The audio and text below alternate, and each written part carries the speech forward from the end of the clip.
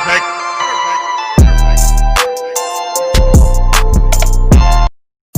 Welcome back to the Underrated Podcast. I'm your host, G, and our first story is kind of tragic. It has some strange circumstances surrounding it.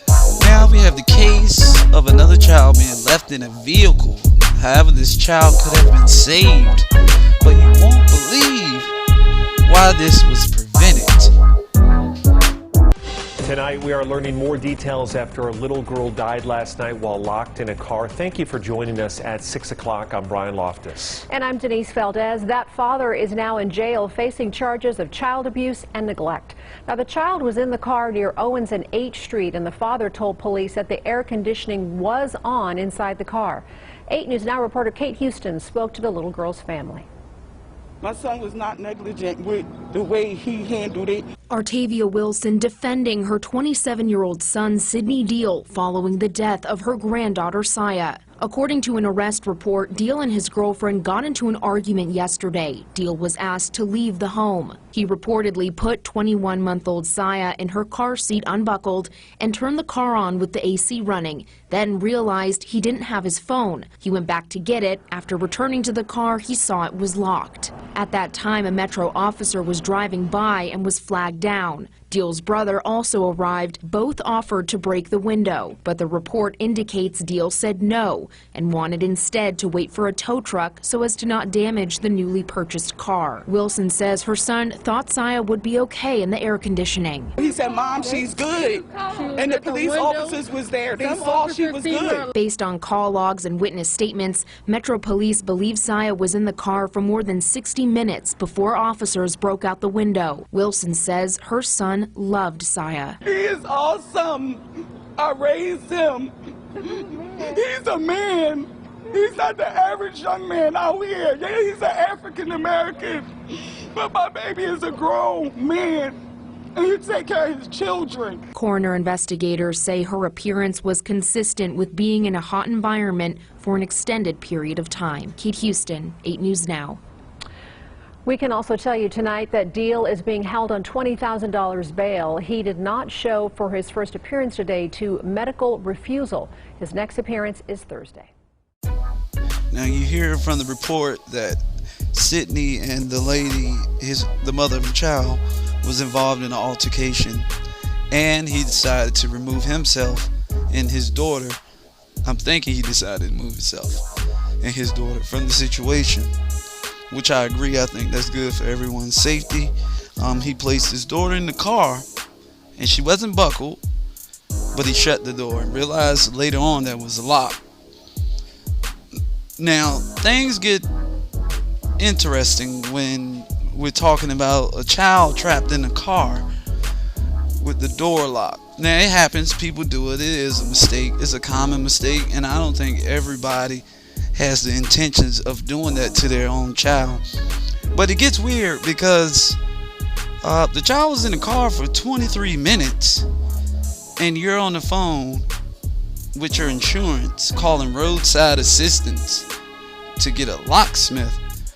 I ain't even think you should even be worrying about a locksmith. So you don't want to damage your car window after flagging down a police officer and called your brother. You had enough time to do all this and you did not bust the window open. Now, the reason he didn't bust the window open because it was a brand new car and you didn't want to damage it. I mean, you can replace that window, but could you replace your child, which you can't, which is obvious. So how do 3 adults stand around a car for more than 30 minutes without deciding to bust the windows open? And the person that busted the window open was the police officer, not the father. So when do paternal instincts kick in? Now, his mother said that there was nothing negligent about the situation. Yes, it was. It was very negligent because he let his daughter sit in the car for over 60 minutes. And he said that he had the AC on. But the car eventually was going to run out of gas, right? So why didn't you bust open the window? All skin folk ain't kinfolk. That's what Tamika said. So that's what we're going by. Now we're gonna check in with our friends from Minneapolis. You know, they vowed to defund the police, dismantle the police, you know, in the summer. And I was just curious about how that was going, you know, because a lot of people said it could be effective, you know, it could be very effective, it could be very good for change in the community. So I just wanted to see how it went. And I chronologically found videos of how it was going so far. And you will be shocked at the results. Not me, but maybe some of y'all will. Councilmember Fletcher. Aye. Councilmember Schrader. Aye. Councilmember Cunningham. Aye. Councilmember Ellison. Aye. Vice President Jenkins. Aye. President Bender. Aye. There are 12 ayes. That carries. And this ordinance will be referred to the next Charter Commission meeting on July 8th. Right. Yeah, it definitely shows that it could be a change, you know? Like, 9 times out of 10, people don't really know, like, no one's really born racist. It's kind of taught, you know? So with this case and scenario, it's kind of showing how a lot of people aren't as racist as you think, you know? And it's not so much a white versus black thing. It's kind of like everyone versus the police. It's not really white people that we're coming from in this situation. It's like just the police brutality here, pretty much. Tell me they trying to take action. Like, they finally trying to stand up for us now. Like, not only for like black people, but they trying to stand up for everybody. Like, it's not right what they doing. So I think they should have been started this, doing what they doing. I don't agree with dismantling the police because things will get out of control. You need the police. I mean, you just got to weed out the bad ones. That's what I believe. So yeah, getting rid of the police is not going to solve the issue. It's dismantling the bad, weeding the bad apples out is what's going to make the situation better. Public safety and the future of the Minneapolis Police Department. Both have been big talkers since the death of George Floyd. And tonight, we're learning a growing number of downtown companies might soon choose to leave the city. That's according to the Downtown Council. Jay Coles takes a closer look at what's happening right now in downtown Minneapolis. The Minneapolis skyline from above still looks sleek and robust. But down on the ground, the focus of that image is a little bit hazy. The Downtown Council tells me since June, dozens of companies are now looking to possibly leave downtown or not move here at all. Is it the worst you've seen? You know, what we've experienced up until now, Jay, has really been an inflow of businesses. I mean, downtown has been an attractor of businesses. It's been an attractor of investment. I mean, we've had 8 straight years of $1 billion plus investment in Minneapolis, most of it downtown. So when almost overnight, you see the brakes come on those trends and you see it go in the other direction, it is significant. This is the moment the Downtown Council says everything changed. A majority of city council members in early June announced they were in support of defunding or dismantling the Minneapolis Police Department. Our commitment is to end our city's toxic relationship with the Minneapolis Police Department, to end policing as we know it, and to recreate systems of public safety that actually keep us safe. Downtown Council President Steve Kramer says from that point on, businesses started having concerns for the future and the safety of their employees. That quickness of that turnaround is what you're saying that's concerning. It was quick, and it was very much related to this framing of our public safety discussion as we're going to disband our police department. That's the message that a lot of people heard. Think in the end that's what's going to happen. Kramer sent this message to Minneapolis City Council members in mid-July, which says in part, quote, 45 groups total, 13 with over 100 employees and 1 over 600 in less than 6 weeks have either canceled plans to move downtown or are actively looking for space to move out of downtown. Kramer says it's an aggregate potential loss of 10,000 jobs. Thanks for watching WCCO, now streaming on CBSN Minnesota.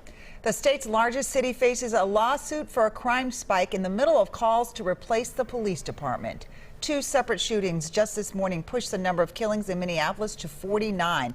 That is one more death than in all of last year. WCCO's Reg Chapman explains how worried residents are fighting City Hall in court. Every single night on any block in this neighborhood, you can hear gunshots every single freaking night. A crime wave has hit the streets of Minneapolis, and people who call it Northside home say it has had a negative effect on their neighborhoods. We are a community that is ridden with crime, and we are under siege. Minneapolis is 20 homicides ahead of where it was this time last year. We knew that this was going to be a disaster when we heard the unconsulted announcement made. Northsiders believe the city council's plan to defund Minneapolis police is the root cause of the spike in crime.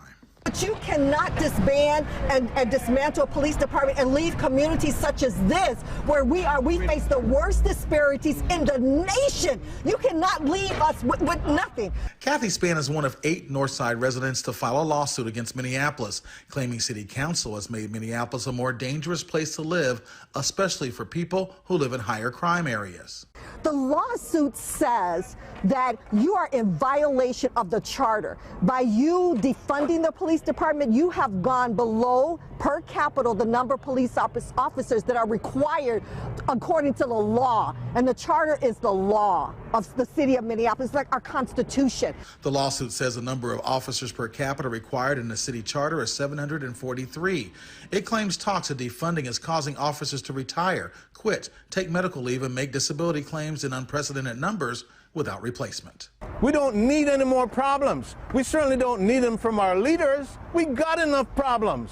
What we need from our leaders is support, wisdom, maturity, and consultation with us about decisions that affect us. Reg Chapman, WCCO 4 News. Night on any block in this neighborhood, you can hear gunshots every single freaking night.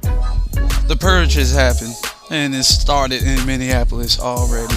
As you can see, these people are bewildered. Like, we don't know how to control this, we don't know what to do, and we don't know what we have done as far as the safety of our citizens in Minneapolis. I don't even trust the one in the bottom in the center. You don't even know who you are. You think these dudes care about you defunding the police? You think these two care about you defunding the police? Not at all. Fredo in the cut, Lil Reese, they don't care about you defunding the police. Rondo with the rocket launcher, he don't care about you defunding the police. You already passed your body count for the year, the average for the year, and that was 3 months ago, y'all. 3 months ago. And you're trying to tell me this was a smart situation? Come on. You about to lose 10,000 jobs because it's not safe. It ain't safe, it ain't safe, it ain't safe, it ain't safe, it ain't safe for the black or the white person in Minneapolis. But hey, do y'all.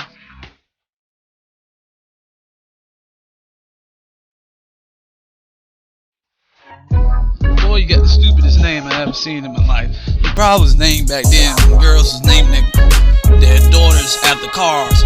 But anyway, this guy took advantage of the coronavirus, which we all did, don't lie. But this dumbass got caught because you kept passing it on. That's what's up, man. You know, I hope you're good. Business like Diamond Blue Smith, who lives in Miramar and is a cast member on Love and Hip Hop on VH1, is in trouble with the feds tonight. Smith and a Pennsylvania man charged for their role in a $24 million COVID relief fraud scheme. The government alleges Smith, seen here on Instagram in the driver's seat of a Ferrari, allegedly obtained money for a Ferrari by falsifying documents to get a PPP loan worth nearly $427,000. Smith allegedly did the same for another loan worth nearly $1 million. You might remember the PPP loan program was part of the $2 trillion CARES Act. PPP was meant for qualifying small businesses to receive money in emergency and forgivable loans due to impacts from the pandemic. Congress later found more than $1 billion in relief aid was fraudulently obtained.